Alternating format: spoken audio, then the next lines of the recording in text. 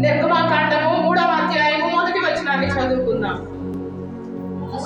మోషే మిద్యాను యాజకుడైన తన మామ మందను మేపుచు ఆ మందను అరణ్యము అవతలకు తోలుకొని దేవుని పర్వతమైన హోరేబుకు వచ్చాడు. ఇప్పుడు హోరేబ్ అనే పర్వతం ఉంది. ఆ పర్వతానికి అవతల వైపు ఏం చేస్తా ఉన్నాడట? మోషే వెళ్ళిపోతా ఉన్నాడు. అందరూ చెప్పండి, మోషే ఏం చేస్తున్నాడు? అవతల వైపు మందను మేపుకుంటూ వెళ్ళిపోతూ ఉన్నాడట. ఇప్పుడు 2వ వచనాన్ని మరొకళ్ళు చదవండి, కృష్ణ గారు చదవండి. ఒక పొద ఆ అగ్ని జ్వాలలో యెహోవా దూత అతనికి ప్రత్యక్షమాయెను. అతడు చూచుచున్నప్పుడు అగ్ని వలన ఆ పొద మండుచుండెను, కానీ పొద కాలిపోలేదట. ఒక వింత జరుగుతా ఉంది. అందరూ నా వైపు చూడండి, ఏం చేస్తా ఉంది? ఒక వింత జరుగుతా ఉంది. అతను అవతల వైపు ఉన్నాడు. ఇప్పుడేమైందట? ఆ పొద కాలిపోతా ఉంది. అది ఎక్కడ ఉందంటే ఆ పర్వతానికి మధ్యలో ఉంది. మధ్యలో ఉండి ఏం చేస్తుందట? ఆ పొదకి కాలిపోయి ఏమవుతుందట? పెద్ద అగ్ని జ్వాలలు ఏం చేస్తా ఉన్నాయి?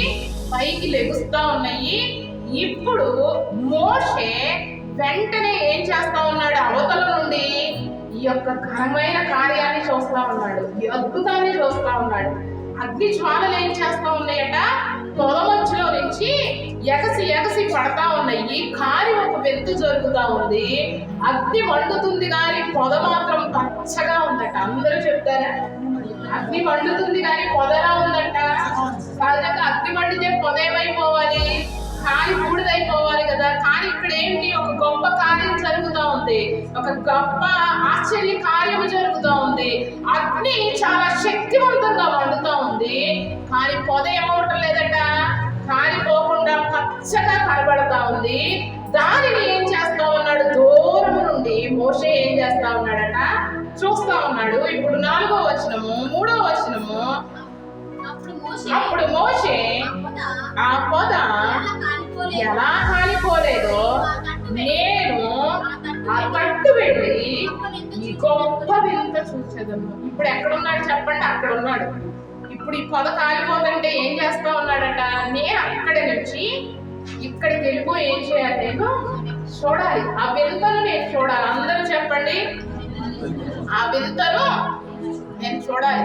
అసలు ఇందులో ఏంటి ఇంత వింత జరుగుతా ఉంది? ఒక చిన్న మంట వస్తే మనం వండేటప్పుడు కొంచెం మసిగుడ్డలు ఉంటాయి కదా, కాలిపోతే ఏమవుతుందండి? నల్లగా మాడిపోతా ఉంటది కదా సహజంగా మనం తీసేటప్పుడు ఎప్పుడు. కానీ ఇక్కడ మాత్రం అగ్ని జ్వాలలు ఏమవుతున్నాయి అట? పైకి లెగుస్తా ఉన్నాయి. కానీ పొద మాత్రం ఎట్లా ఉందట? పచ్చగా ఉంది. అసలు ఈ ఆశ్చర్య కార్యము, ఈ వింత కార్యము నేను చూడాలి అని చెప్పి ఆశతో వెళ్ళిపోయేటువంటి ఆ మోషే ఏం చేస్తా ఉన్నాడట? ఇప్పుడు వెనక్కి తిరిగాడట. ఆ తట్టు వచ్చుట యెహోవా చూచెను. ఆ తట్టు వచ్చుట యెహోవా చూచెను. ఇప్పుడు చెప్పండి, మన జీవితాల్లో అద్భుతాలు జరగాలంటే మనము వాటి కొరకు పరిగెత్తుతున్నప్పుడు దేవుడు ఏం చేయాలి? మనలను చూడాలి. అందరూ చెప్తారా? ఘనమైన కార్యాలు, అవింత కార్యాలు, ఆశ్చర్య కార్యాలు జరగాలంటే దేవుడు ఏం చేయాలి? మనలను చూడాలి.